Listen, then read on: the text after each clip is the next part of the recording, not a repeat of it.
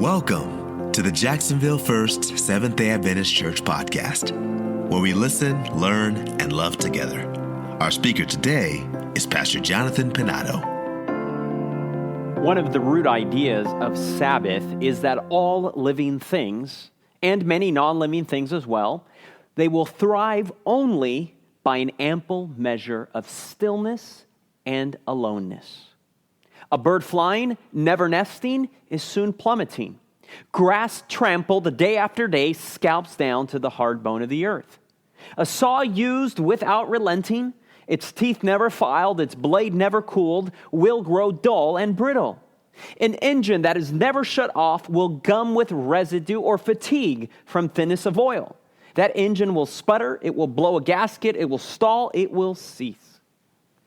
Even companionship languishes without seasons of apartness.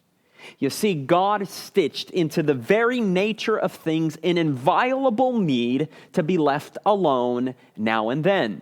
And I can hear all the men saying, Amen. Now, joking aside, one of the primary ways that people receive this aloneness and stillness is primarily through sleep. And hence I've titled this presentation, Sabbath Sleep. And what we want to do is explore the concept of sleep in relationship to Sabbath. So now let's take some time to ponder about sleep. And I don't want you to fall asleep on me as we explore the concept of sleep. Now, talking about sleep, we can defy slumber only so long, propping ourselves upright with caffeine or manufacturing artificial alertness with the drugs, but past a certain point, we will collapse. We must submit to sleep's benign tyranny. Oh, yes, we must enter its inescapable vulnerability. You see, in sleep, we're by ourselves, even when enwrapped by another's arms. And unless we sleep, we will suffer great harm. Just Google the effects of sleep deprivation. And so once upon a time, there was a man by the name of Mark. And Mark ran himself so ragged once. He was working with only a couple hours of sleep for a number of weeks. I don't know how people can do that. I mean, I miss one good night of sleep, and then I'm no good for the next 2 or 3 days. But Mark was working on only a couple hours of sleep for a number of weeks. And finally, one day at the office, this tsunami of exhaustion just rolled over him. His eyelids were so heavy. He felt a weight above him. And so he just could not resist any longer. He could not hold himself up. He could not prop himself up. And he laid his head down on his desk and he crashed right there in his office. In the middle of the workday, he fell into a sleep so deep that had God plucked a rib from his side, fashioned a woman from it, he wouldn't have so much as twitched. The office administrator afterwards told him that she had come by to ask him something, and she saw him dead asleep. And so she first checked to make sure he had a pulse and was breathing. And then once she made sure everything was okay, she called the other assistant, and they both stood there at the doorway, looking at him and laughing at him. Mark was oblivious to the entire thing. Mark was in a land far, far away. His body had been pushed and bullied and cajoled and coerced long enough that finally it managed to stage a general strike, an all-out boycott. Mark had lost the power to resist, and so he fell victim to sleep. And so he slept. Now, what does this have to do with Sabbath? Well, Sabbath is a form of rest, unlike sleep. Sleep is so necessary, it is so needed that defied too long, our bodies inevitably, even violently force the issue. Sleep eventually waylays all fugitives. It will catch you and it will have its way with you. But Sabbath won't do that. If the Sabbath is resisted, it will back off. Spurned, it will wait. It's easy to skirt or defy Sabbath. It's easy to manufacture cheap substitutes in its place. We already spoke about leisure time in a previous presentation in contrast to Sabbath time. It's easy to manufacture cheap substitutes in its place and to do all of this initially without noticeable damage and sometimes briefly even with admirable results. You see, it's easy, in other words, to spend most of your life breaking Sabbath and never figuring out that that's why part of the reason why our work is unsatisfying and our friendships are patchy and our leisure is threadbare and our vacations are exhausting, that part of the reason is because we are breaking Sabbath. We simply have not taken the time. We have not been still long enough, often enough to know ourselves, to know our friends, to know our family, to know our God. Indeed, one of the worst hallucinations busyness conjures is the conviction that we are God. Indeed, one of the worst hallucinations that busyness conjures is the conviction that we are God. That all things depend on me working and grinding and hustling. And how will the right things happen at the right time and in the right way if I'm not the one that's pushing and pulling and watching and doing and worrying and stressing and on top of it all? You see, Sabbath keeping requires two orientations. One is Godward and the other is timeward. And we spoke about the time word focus in our last presentation about the difference between chronos time and kairos time and how the Sabbath brings the two together into aeonios time, eternity. But you can listen to that in a previous presentation. Sabbath keeping requires two orientations, a Godward orientation and a timeward orientation. To keep Sabbath well as both a day and an attitude, remember a Sabbath heart, we have to think clearly about God and freshly about time. And unless we trust God's sovereignty, we won't keep the Sabbath. And unless we receive time as abundance and gift and not as ration and burden, we'll never develop a capacity to savor Sabbath. And so what I want to do today is I want to focus on that second aspect that is a Godward orientation of the Sabbath. And so we read in Leviticus chapter 23 and verse 32. It says here, "From evening to evening you shall celebrate your Sabbath." From evening to evening. Sabbath begins in the evening. We not only know that from Genesis chapter 1, but we also have a clear description here in Leviticus chapter 23. Sabbath begins in the evening. It begins, in other words, with rest and with sleep. Sleep is a necessity. But sleep is also a relinquishment. Sleep is self-abandonment. Sleep is abandonment of control. It is abandonment of power. Sleep is abandonment of consciousness. We direct nothing in our sleep. We control nothing in our sleep. We lose ourselves and we are carried away like children or like prisoners into a netherworld alternately grotesque or idyllic, carnivalesque or Elysian. In sleep, we become infants again, utterly vulnerable, completely defenseless, totally dependent. Bill was a hard-fisted, burly bear of a man. He could snap your bones like sticks with his bare hands. I mean, just look at those arms. Look at those guns that he has. Well, one night, Bill's house was burglarized. However, Bill was dead asleep. He was asleep a mere arm's length from the prowler. Bill knew nothing of the burglary until the following morning. He woke up to a terrible, terrible surprise.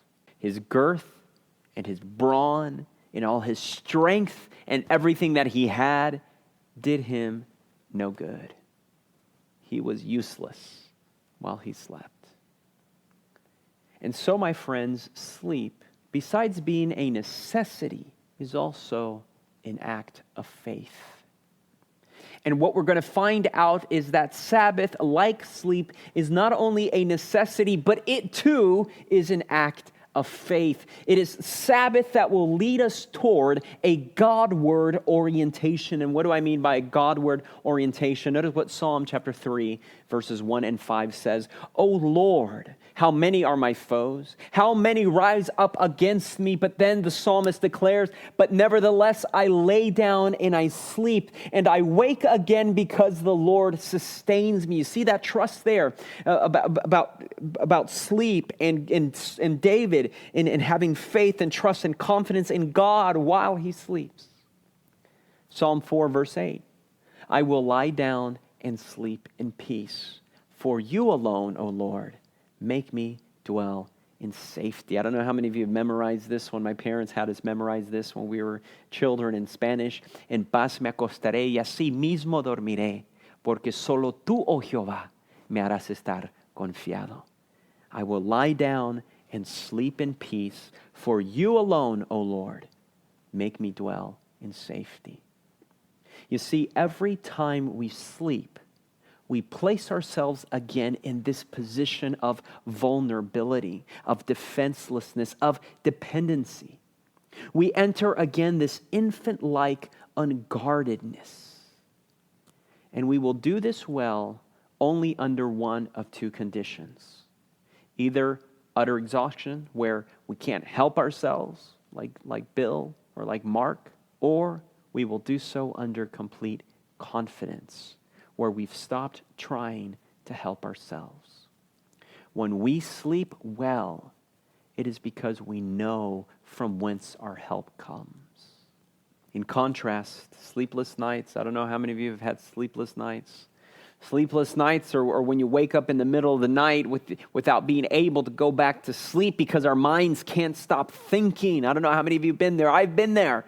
I can't go to sleep because the mind doesn't stop processing, or I wake up in the middle of the night unable at 2 a.m. in the morning, unable to go back to sleep because of the responsibilities that we bear, because of the burdens that we carry, because of the looming deadlines, because of the stresses that are overwhelming, because of the conflict that seems to have no resolution. But when we sleep well, it's because we know in whom we have believed, and we are confident that he is able to keep that which we have entrusted to him. We give ourselves, regardless of our unfinished business, we give ourselves into God's care. We can sleep well because we believe God will look after us. And it's the same with Sabbath rest. Real Sabbath, the kind that fills and restores us, depends on complete confidence and trust in God. Confidence and trust that is rooted in a deep conviction that God is good and God is sovereign. And here's where I'm speaking about a Godward orientation. For you see, there's no rest for those who don't believe that. If God works all things together for good for those who love him and who are called according to his purpose, Romans chapter 8, then we can relax and we can rest, knowing that he holds the whole world in his hands. He holds you and me, sister, in his hands. He holds all of us in his hands. He holds the future in his hands.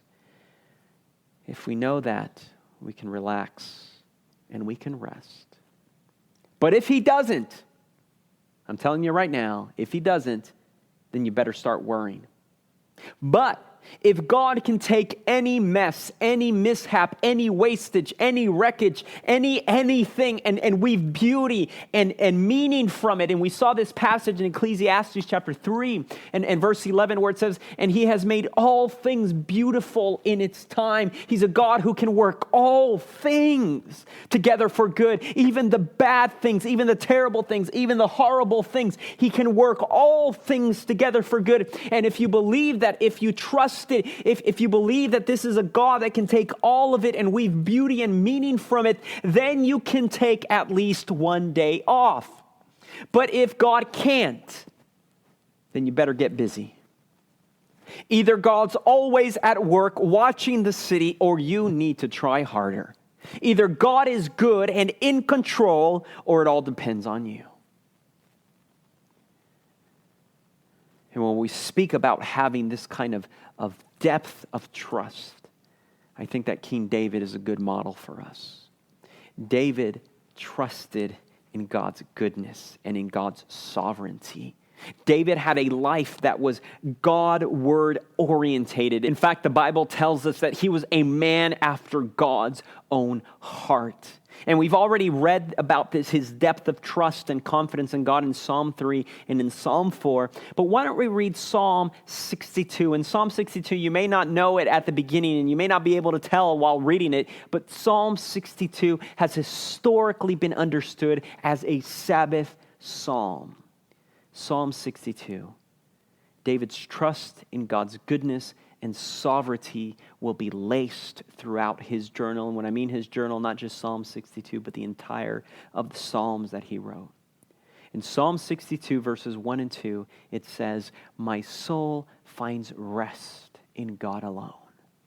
Now, some translations say, "My soul silently waits in God alone." That's actually the literal of the Hebrew is silently waits in God alone. But the idea that the Hebrew is trying to convey there is that my soul finds rest. I'm silently waiting because I am at rest.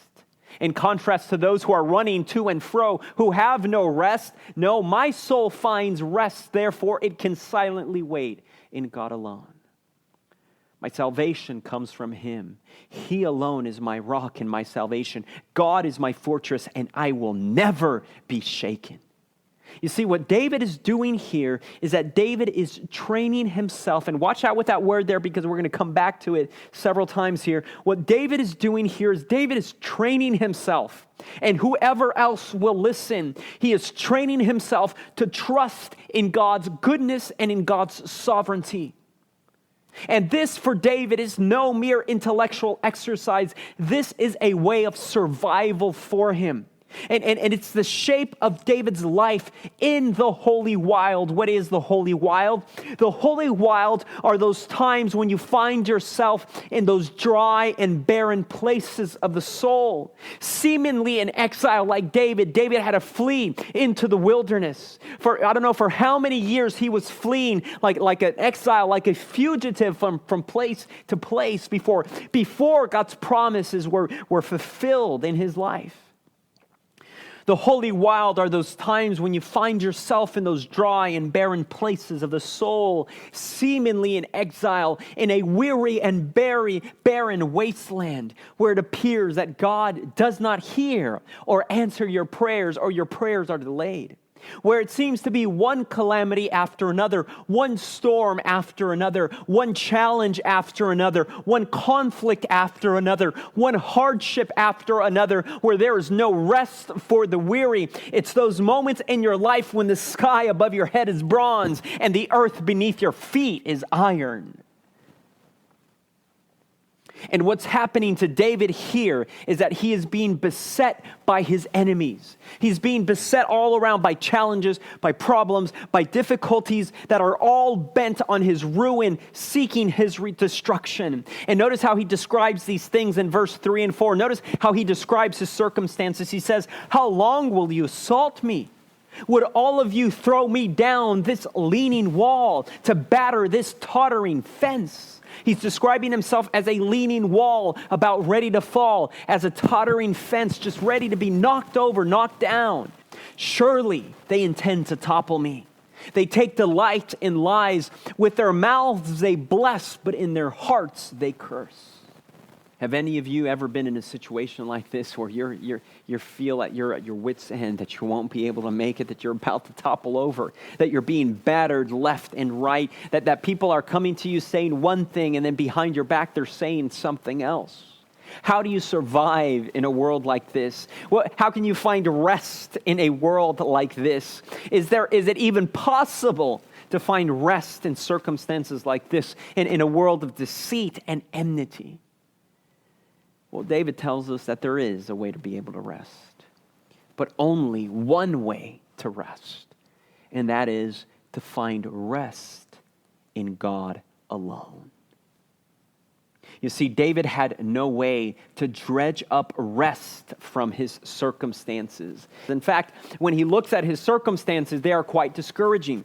And I sometimes think that circumstances give us a false sense of hope and security. What I mean by that is that if our circumstances are favorable, if our circumstances are prosperous, then we feel safe and we feel secure. But if something happens to destroy the circumstances, where our circumstances now become unfavorable, then all our sense of security, our anchor is let loose and we don't know what we're going to do.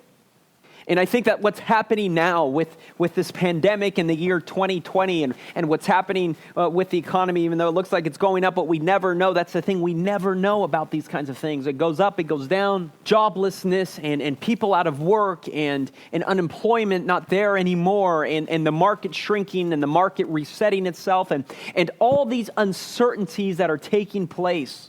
I think that what God is doing is he's allowing our circumstances to be shapen so that we, like David, can find rest, not in our circumstances, not in our prosperity, but in him and in him alone. For David, his rest had to be sought elsewhere besides his circumstances, beside his prosperity. For David, his rest had to come from God and from God alone.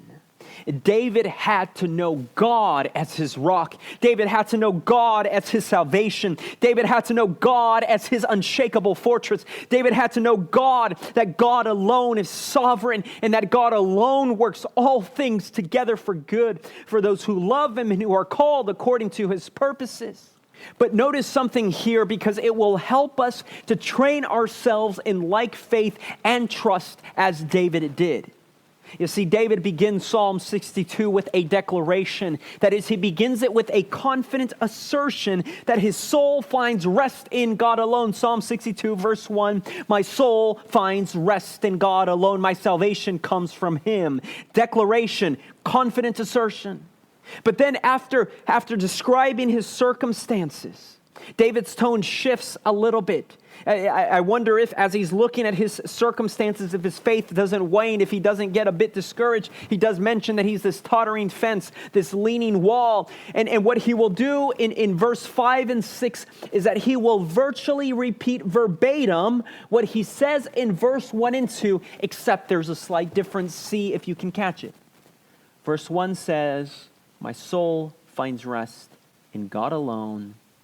Verse 5 says, find rest, O my soul, in God alone. Did you catch the nuance? Did you catch the subtlety? Did you catch the shift there in the tone? And perhaps in the English it's not all that apparent, but it's there in the Hebrew, in the grammar of the Hebrew. In verse 5 and 6 he says, find rest, O my soul, in God alone, for my hope comes from him. He alone is my rock and my salvation. He is my fortress. I will not be shaken. You see, what David is doing here is he is moving from declaration to imperative. In verse 1, declaration. In verse 5, it is imperative. In verse 1, it's declaration. My soul finds rest in God alone. But in verse 5, he is exhorting himself. He is commanding himself. He is willing himself. He is telling himself, find rest, O my soul, in God alone. David moves from saying how it is to how it ought to be in verse 5. He moves from celebration in verse 1 to exhortation in verse 5. He moves from a memoir of experience in verse 1 to a manual of instruction in verse 5. And the truth is, isn't that how it is for us? Or isn't that how it should be for us? And so we find ourselves sometimes saying, I'm doing this. I'm resting. I'm at peace. I've paused. And then something happens in our circumstances, and then we're like, wait a minute here. Well, maybe I don't got this. Wait a minute, I'm overwhelmed. This is overwhelming. No, but I can do this. No, I've got to do this. No, I can do this. I can do this. Oh, I'm doing this. I am doing this. You see, this really becomes a discipline and a training for us. It's a way of thinking which leads to a way of living, which leads to a way of behaving, the essence of a Sabbath heart. Because what's the alternative for us here? When we're beset all around with difficulty and trouble, what is the alternative for us? When we look at our circumstances and we find ourselves being a tottering wall or a leaning fence, what's the alternative for us? What should we say? I can't do this. There's no rest. There's no rest in God. It's all hopeless. No, it's no use. I'm wasting my time. Nope, I give up. Yep, I give up. I'm done. I quit. No, I'm out. This doesn't work. Come on. What's the alternative when we find ourselves in circumstances that are unfavorable? Give in to despair, to quit? No, never. And so what David is doing here is he's training us and he's teaching us how he trained himself in confidence and hope. From declaration to imperative. And so we likewise train ourselves to find rest in God. But then in moments when our faith is wavering and waning, we then exhort ourselves to find rest, to find hope, to hold on, to say, He is my rock, God is my salvation, God is my hope, God is my fortress. I will never be moved, I will never be shaken. In C.S. Lewis's classic work, Prince Caspian of the Chronicles of Narnia, there's a scene where the children haven't seen Aslan the lion in a long time. And Lucy especially wants to see him, and when she finally sees him, she says, "Oh, Aslan, you're bigger than what I remember." And Aslan responds to Lucy and he says, No, I'm not. I'm actually the same size I was when you last saw me. But it's because you've grown, Lucy, and are older that I appear bigger.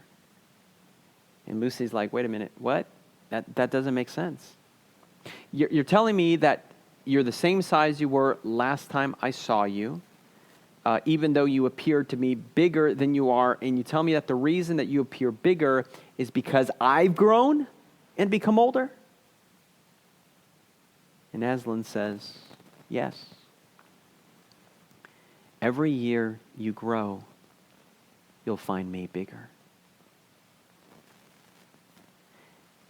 And I think that that's a beautiful illustration for how it is for those of us who train ourselves in God's goodness and in His sovereignty. For those of us who are intentional about orientating our lives Godward. Every year that we grow in faith, we will find God bigger than all our circumstances, bigger than all our problems, bigger than anything. But we have to have faith and confidence in Him. We have to trust Him, and we have to put Him to the test. And we have to step out in faith. And what does that mean? What does that look like for you? What has God been convicting you about? What are those things that He's asking you to believe and to trust Him and to have confidence in Him and to step out in faith? We speak about tithe and offerings, and I think that's a powerful thing, to be faithful in tithe and offerings. That's really, I think, where the rubber hits the road here. Can I trust God by giving Him this portion of my income? Is He big enough to provide for him? Can I trust Him, especially now during an economic downturn where means are scarce and where they're unreliable, and I should probably start saving as much money as I possibly can? Can I trust God that if I'm still faithful in my tithe and offerings, that He will take care of me, that He will provide for all my needs? It's an act of faith to step out and believe God and believe God's word. Can I trust Him coming back to the Sabbath? Can I trust them with the Sabbath, even though at work they're asking me to go into work, and right now job security is scarce, and what if I don't go into work on Sabbath and they fire me? Can I trust God that if I keep the Sabbath, He will continue to provide for me? How about an act of faith of coming to church, that I trust God and I will come to church, and I will come to church faithfully, and I will involve myself in the life of the church? What about those things that He's convicting you about in your personal life, or in your family devotion, or in your personal devotion, or sharing with others about the gospel, or whatever it is that He's asking you to do? In your relationships, at your work, in your family, in your marriage, in your children, if you take His word as it reads and you put it into practice, can you trust Him to work it all out? Because what you're going to find is that in the end, obedience is an act of faith and trust. Obedience is an act of faith.